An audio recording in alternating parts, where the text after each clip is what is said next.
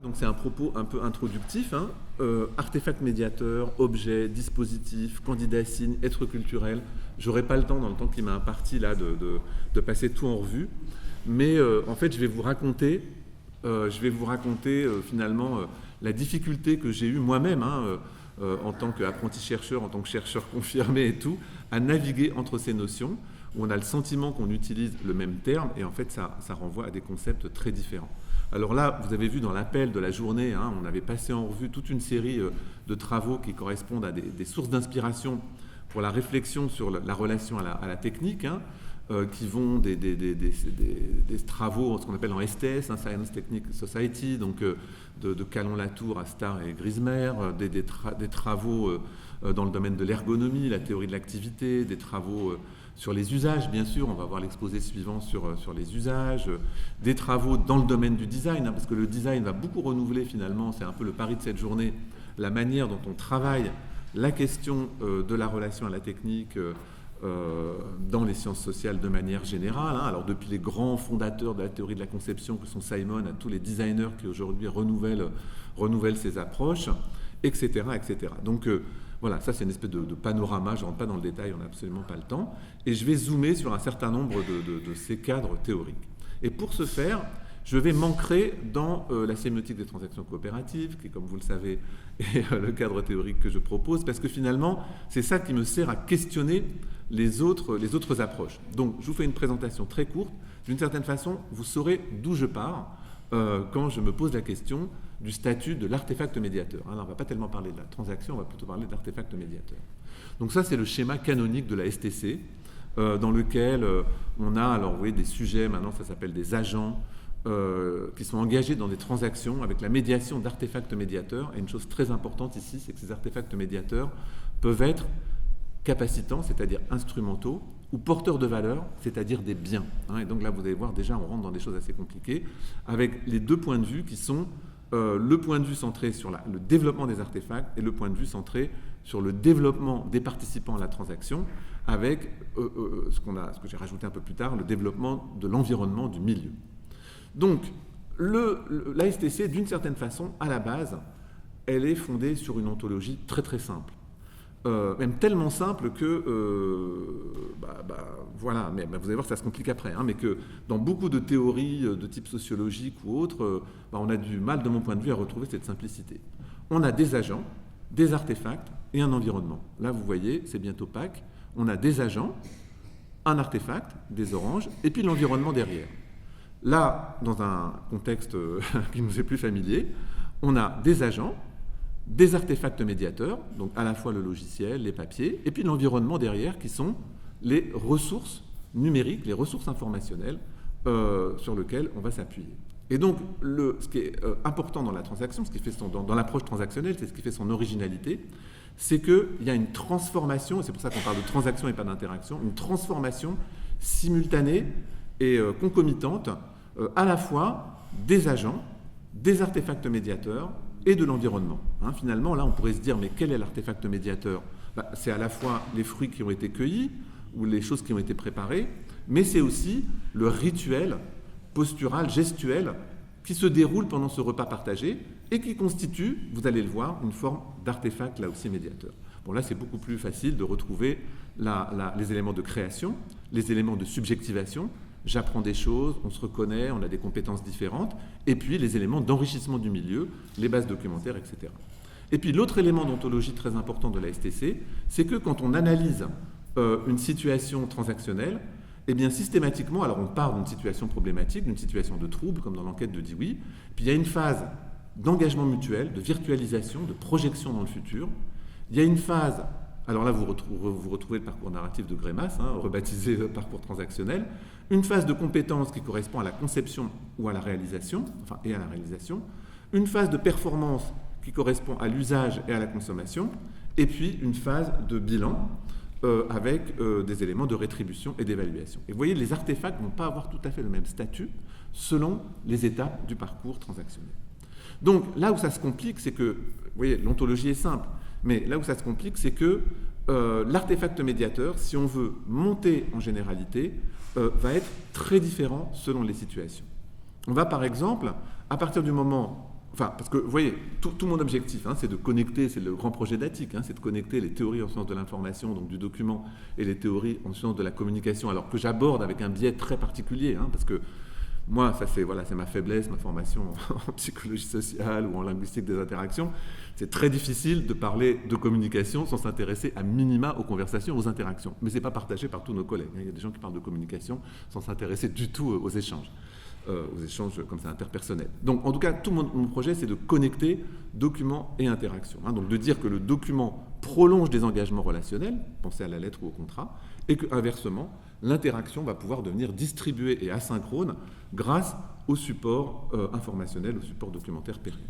Donc tout de suite, là, ça devient un peu plus compliqué parce que si on veut considérer que l'artefact médiateur existe à la fois dans le face-à-face et dans l'échange médiatisé par des documents, eh bien on est obligé de se dire, tantôt mon artefact, il est incarné dans mes gestes, dans ma parole, comme je le fais actuellement, mais en même temps, il a une dimension autonome. Là, vous voyez, mon support, eh bien, il va pouvoir circuler.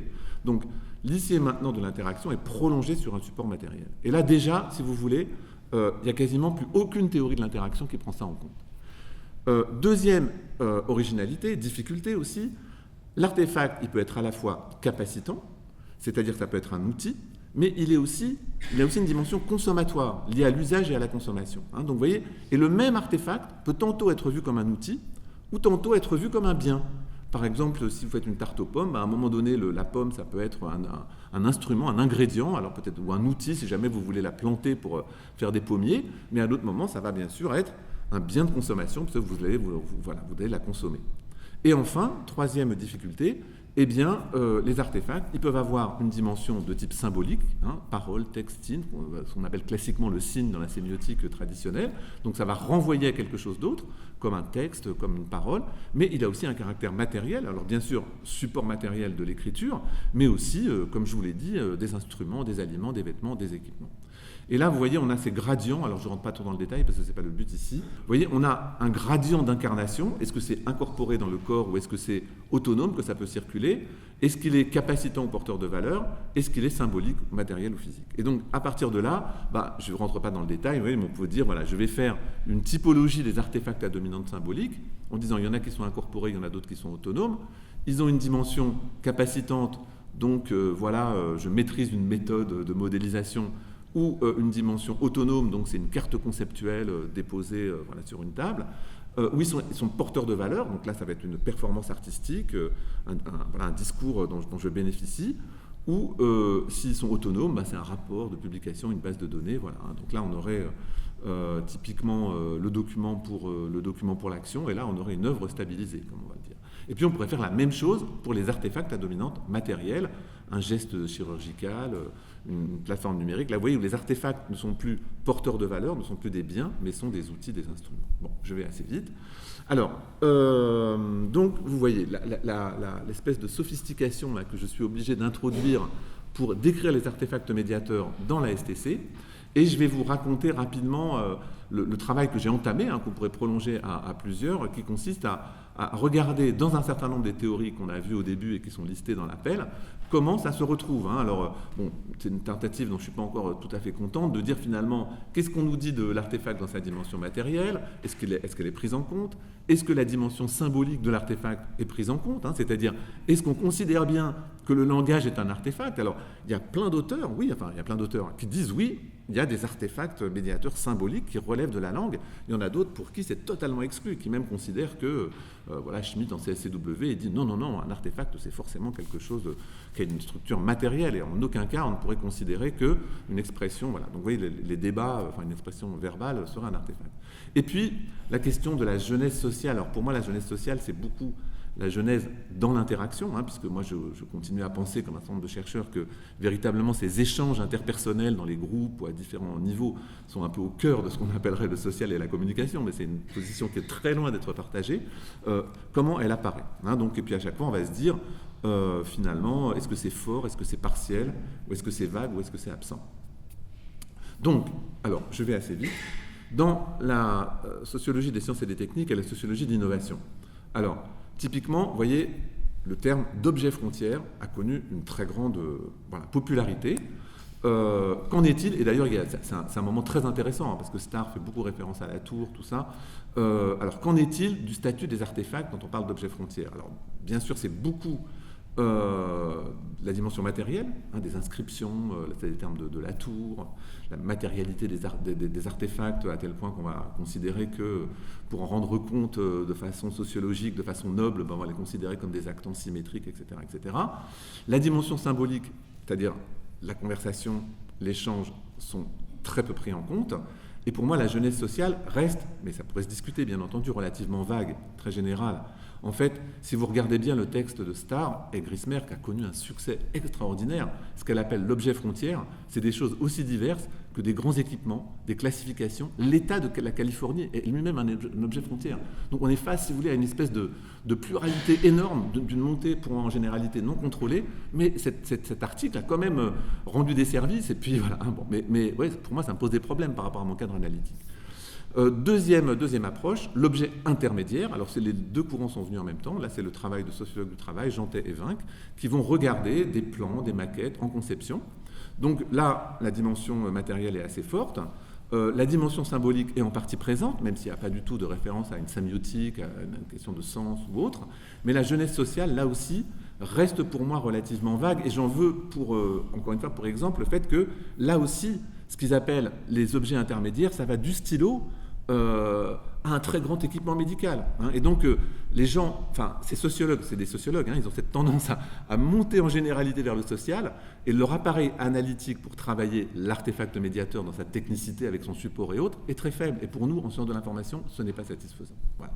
Deuxième point très important, tout ce qui est cognition distribuée, activité, ergonomie. Alors, donc, les sciences cognitives à la Norman. Alors, Norman, c'est un auteur du design, donc là, on va trouver une très très forte prise en compte de l'artefact dans toutes ses dimensions extrêmement riches. La dimension symbolique, c'est-à-dire chez Norman, il n'est aucunement question que la parole, le langage soit un artefact, et la jeunesse sociale ne fait pas partie de son cadre. La théorie de l'activité, c'est quelque chose qui pendant très longtemps m'a titillé, parce que ma formation d'origine, elle est en partie en psychologie du travail et en ergonomie. Dans la théorie de l'activité, je ne sais pas si vous avez le schéma, je voulais vous le représenter, vous avez le sujet, l'objet et l'instrument. 30 minutes. Bon, alors je vais dépasser un tout petit peu, tant pis pour ma question. Non, mais par contre, je veux pas. Voilà. Le sujet, l'objet et l'instrument. Alors, du coup, qu'est-ce que c'est que cet objet? Eh bien, l'objet, c'est pas du tout un artefact dans la théorie de l'activité. L'objet, c'est le but poursuivi. Vous voyez. Et l'instrument, alors, l'instrument chez Vygotsky, ça peut être quelque chose de sémiotique, ça peut être le langage, mais chez les autres auteurs, on est uniquement dans un outil, comme dans pour moi, la sociologie des usages, c'est-à-dire qu'on n'est pas du tout dans un bien de consommation. Donc, vous voyez, finalement, là aussi, ça nous piège un peu. Bon, alors, je vais vite, parce que finalement, la sociologie des usages, Thomas va en parler, donc c'est pas la peine que j'approfondisse. Alors, un champ qui est très très proche, et c'est mon champ aussi de formation, c'est le champ de ce qu'on appelle le Computer Supported Cooperative Work.